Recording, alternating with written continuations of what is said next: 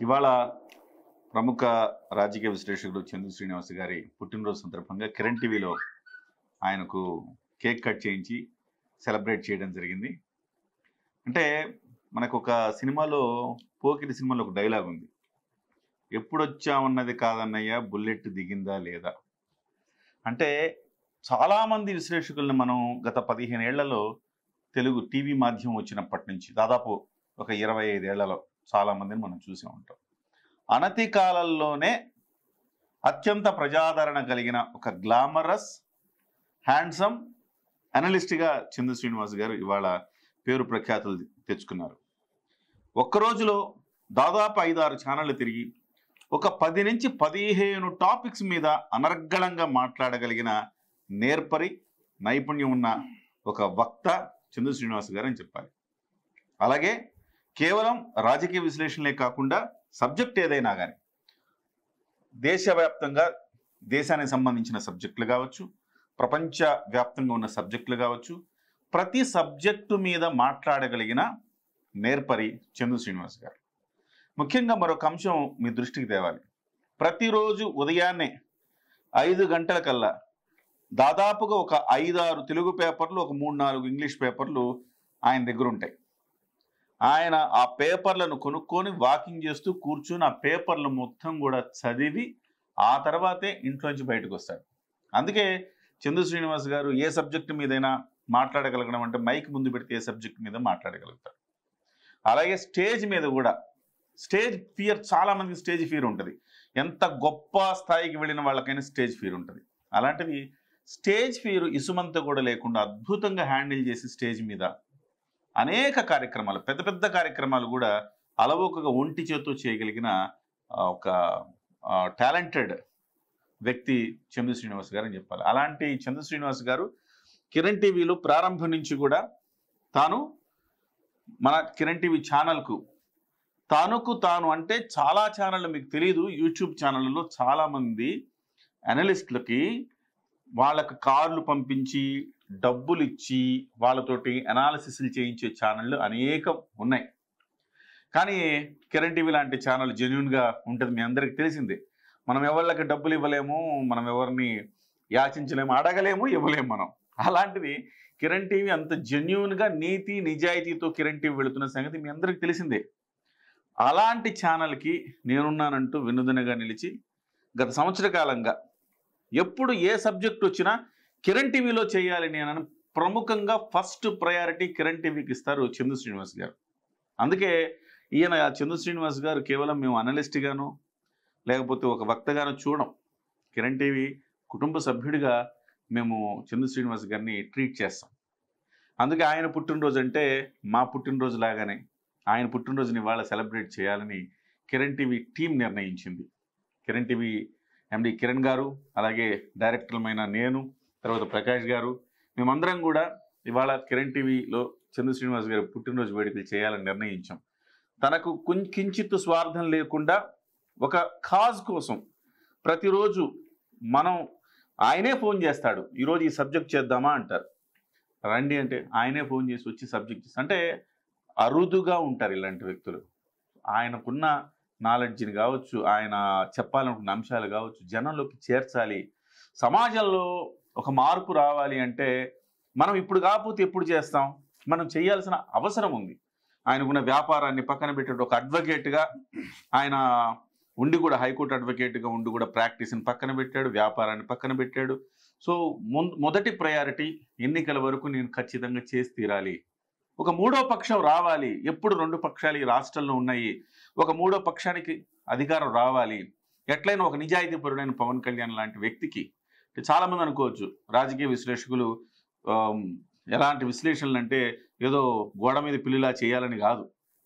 చాలామంది అనుకుంటారు న్యూట్రల్గా ఉండాలి. న్యూట్రల్ అనే దానికి ఏముంటుంది, తను నమ్మిన సిద్ధాంతం కోసం నిలబడాలి, ప్రజలకు ఏది మంచిదైతే అది చెప్పాలి. రాజకీయ నాయకుడైనా, అది జర్నలిస్ట్ అయినా లేకపోతే రాజకీయ విశ్లేషకుడైనా, ప్రజలకు ఏది మంచిదనుకుంటే అది చెప్పాలి. ఆ మంచిదనుకున్న సిద్ధాంతం కోసం అనుక్షణం దాదాపు ఒక 6-7 ఛానళ్లకు నిత్యం తిరిగి తన సొంత డబ్బుతో తిరిగి, కొన్ని ఛానళ్ళు ఈ క్రమంలో ఆయనకి డబ్బులు ఇస్తాం రండి ఈ అభిప్రాయాలు వ్యక్తం చేయండి అంటే కూడా ఆయన వెళ్ళలేదు, తోసిపుచ్చాడు. తోసిపుచ్చి తన ట్రావెల్ తనే పెట్టుకుంటాడు, తను వస్తాడు, తను చేస్తాడు. అదొక తన బాధ్యత సమాజం కోసం నేను చెయ్యాలి అని అతను తపన పడుతూ ఉంటాడు. అందులో భాగంగానే చందు శ్రీనివాస్ గారు ఇవాళ ఇంత సక్సెస్ అయ్యాయంటే కారణం ఉత్తినే కాదు. ఇవాళ దశాబ్దాలకు ఉన్న ఎనలిస్టులను కాదని చందు శ్రీనివాస్ గారి అనాలిసిస్లకు ఇంత ప్రాధాన్యత వచ్చిందంటే రీజను ఆయన పడే తపన, సమాజం పట్ల ఆయనకుండే బాధ్యత, ఒక సిద్ధాంతం కోసం కట్టుబడి ఆయన చేస్తున్న పని. ముఖ్యంగా పవన్ కళ్యాణ్ లాంటి ఒక నాయకుడు వెన్నుదనగా మనం నిలబడకపోతే ఇంకెవరు నిలబడతాడు? చదువుకున్న వాళ్ళం, సమాజం అభివృద్ధి చెందాలనుకునే వాళ్ళం, నిజాయితీగా రాజకీయాలు జరగాలనుకునే వాళ్ళం, మనం కాకపోతే ఇంకెవరు దానికోసం కష్టపడతారనే ఒక భావనతోటి ఆయన ఇవాళ నిలబడ్డాడు. అందుకే చందు శ్రీనివాస్ గారు అంటే మా అందరికి అంత ప్రేమ. సో ఈ సందర్భంగా కిరణ్ గారిని కూడా 2 మాటలు మాట్లాడాల్సిందిగా కోరుతున్నా. ముందుగా పుట్టినరోజు శుభాకాంక్షలు చందు గారు. చందు గారు కెమెరా ముందర మీ అందరికీ ఒక విశ్లేషకుడిగా తెలుసు. చాలా అపారమైన జ్ఞానంతో చాలా విషయాలు మనకు చెప్తుంటాడు. కానీ కెమెరా వెనుక ఆయన ఒక మంచి మనిషి. ఆయన్ను కేవలం ప్రేమతోనే మనం సాధించగలం. ప్రేమతోనే ఓన్లీ, మిగిలిన దేంతో చందు గారిని ఎవరు కొనలేరు. ప్లస్ ఆయనకు ఒక క్రమశిక్షణ ఉంది వెనక. దీని వెనక మార్నింగ్ 5 గంటలకు లేచి ఈవినింగ్ పడుకునేంత వరకు పని పని పని. అలాగే స్నేహం కోసం ఎంత దూరమైన వస్తారు, అర్ధరాత్రి కాల్ చేసినా వస్తారు. ఇలాంటి మంచి లక్షణాలు ఉన్న మా చందు గారికి ఇలాంటి పుట్టినరోజులు మరెన్నో జరుపుకోవాలని, అతని భవిష్యత్తు అంతా బంగారు భవిష్యత్తుగా ఉండాలని, మాకు కూడా ఇలాగే స్నేహం కంటిన్యూ కావాలని కోరుకుంటున్నాను. Once again happy birthday TV Chandu గారు. Thank you. ప్రకాష్ ఇప్పుడు మీరు మాట్లాడారు, మన ఛానల్ అనేక కార్యక్రమాలు జరిగాయి.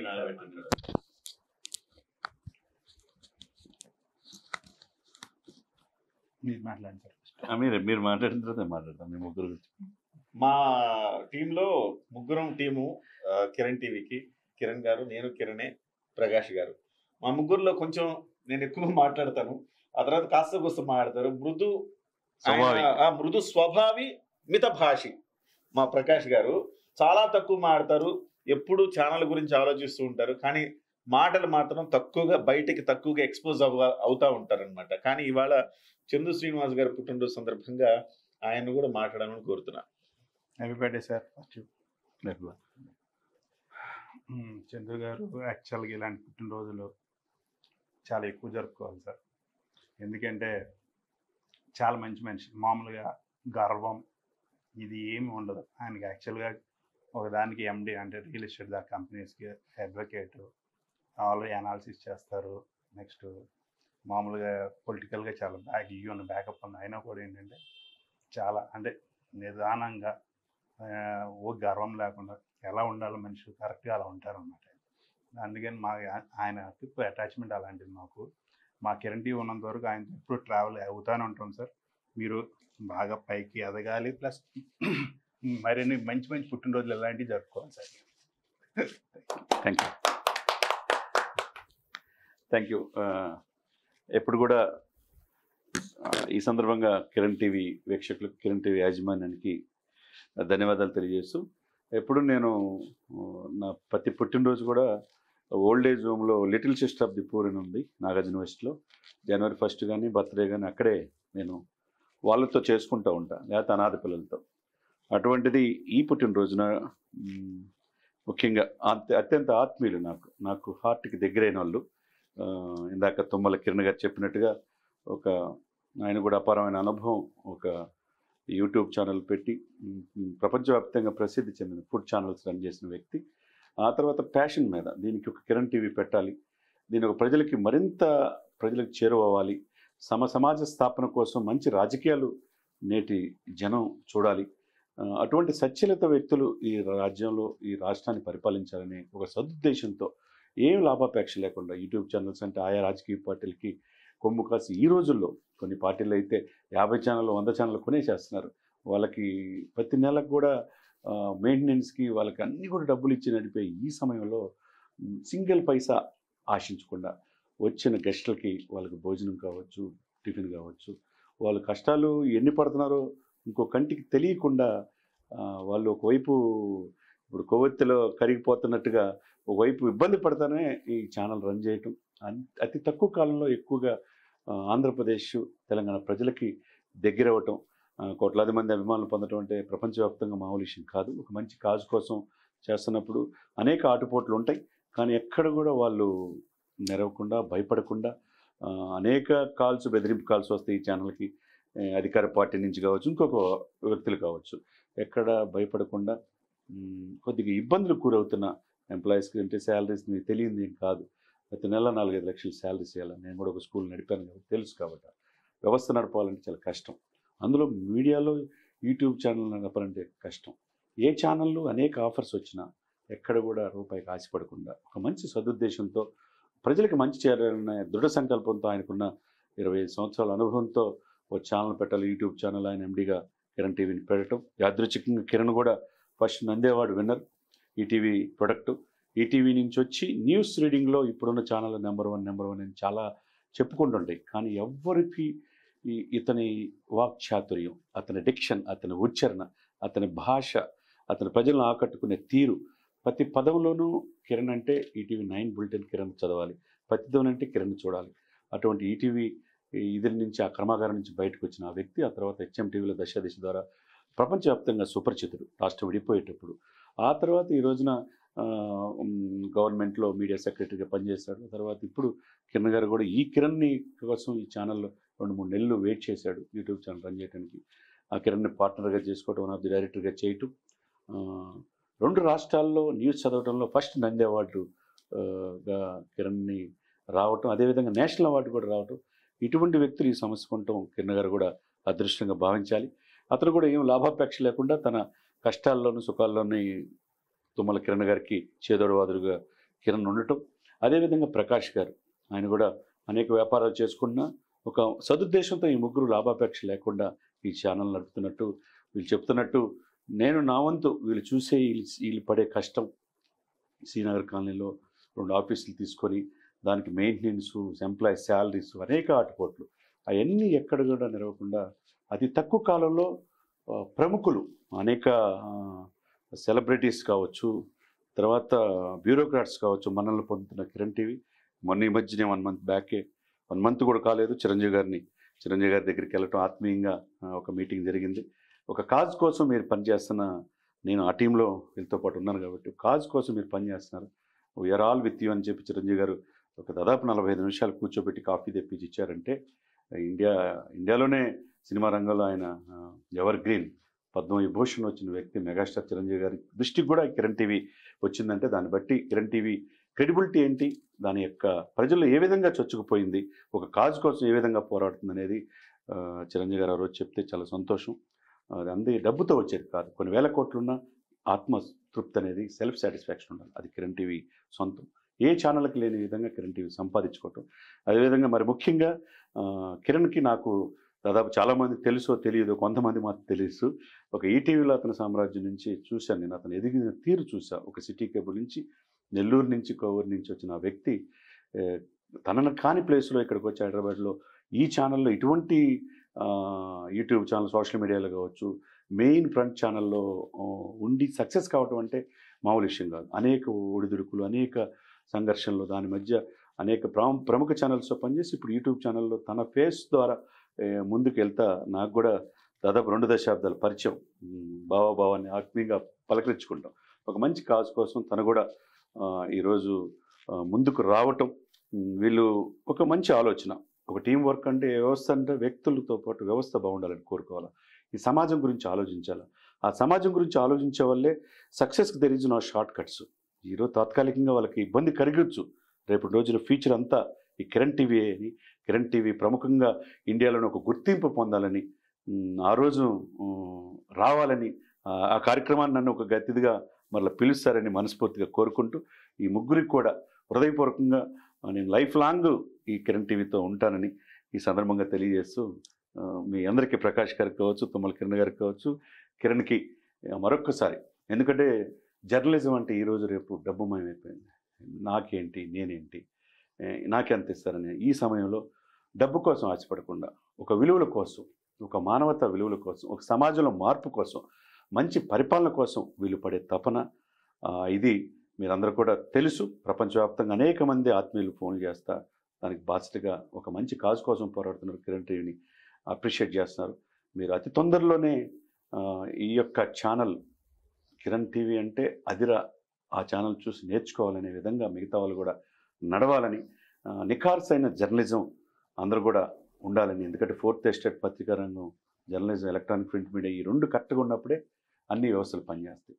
ఆ విధంగా కిరణ్ టీవీ మంచి పేరు ప్రతిష్టలు సాధించాలని మనస్ఫూర్తి కోరుకుంటూ, నాకు ఈ రోజున ఈ బర్త్డే వేడుకలు ఒక ఆత్మీయుడిగా నాకు నా చేత కేక్ కట్ చేయించడం, అది అంతేవిధంగా దీనికి ముందు మంచి అన్ని నాన్ వెజ్, ప్రాన్స్, చికెన్ అన్ని ప్రకాష్ గారు ఇక్కడ మొత్తం ప్రకాష్ గారే చూసుకుంటారు. ప్రకాష్ గారు ముందు పిలిచి ఎప్పుడు వస్తున్నారు సార్ అని అంటే, లేదు సార్ అంటే ఇక్కడ నేను ఏదో సుమన్ టీవీలో ఇంటర్వ్యూలో ఉండి వస్తున్నాను తప్పకుండా అని చెప్పేసి అన్నప్పుడు, మీరు ఏం తింటారని చెప్పేసి అన్ని రకాల నాన్ వెజ్లు ఉండి అంటే అన్ని రకాలు చెప్పేసి కేక్ కూడా అద్భుతంగా తను దగ్గరుండి, ఎందుకంటే ఇది ఆత్మీయత బంధం, ఇది ఏదో దేవుడు కలిపింది, ఎవరు ఎప్పుడు ఎక్కడ కలవాలో అది నిర్ణయించి ఉంటుంది. అందుకనే కిరణ్ గారు చెప్పినట్టు ఒక మంచి మనిషి అన్నాడు. ఎందుకు వాళ్ళలో కూడా నేను ఆ మంచి గుణాన్ని ప్రకాష్ గారు కావచ్చు, తుమ్మల కిరణ్ కావచ్చు చూశాను. బట్ మేము కలిసి మెడెక్స్ అని చెప్పి డాక్టర్స్ అవార్డ్స్ ఫంక్షన్ కూడా చేసాం. సమాజానికి కరోనా టైంలో కొన్ని లక్షల మంది, వేల మందిని కాపాడిన డాక్టర్లు కూడా మేమంతా సత్కరించడం జరిగింది. అప్పుడు కూడా ఒక తపన, ఎప్పుడు డబ్బు కోసం ఆశపడరు, దేవుడు ఎప్పుడు వీళ్ళందరూ ఉండాలని దైవబలం మెండుగా ప్రకాష్ గారికి, తుమ్మల కిరణ్ గారికి, కిరణ్ గారికి ఉండాలని. ఇది ఒక ఫ్యామిలీ, దీన్ని అంతా కూడా మీరందరూ ఈ కిరణ్ టీవీని సబ్స్క్రైబ్ చేసుకొని దీన్ని ఈ ఎదుగుదలకు కూడా మీరు పాలు పంచుకోవాలని మనస్ఫూర్తి కోరుకున్నాను. Thank you. మొత్తం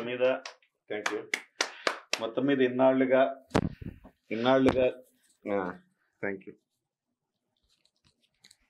మొత్తం మీద ఇన్నాళ్ళుగా కాపాడుకుంటూ వచ్చిన ఒక రహస్యాన్ని రివీల్ చేశాడు ఇవాళేనా. చంద్ర శ్రీనివాస్ గారు నమస్కారం అనగానే కిరణ్ గారు నమస్కారం అంటాం. సో ప్రొఫెషనల్గా ఉండాలి కాబట్టి ఛానల్ ఎదురెదురు కూర్చొని అనాలిసిస్ చేసేటప్పుడు నమస్కారం అనుకుంటే చివరికి చెప్పేశాడు బావ అనుకుంటామని.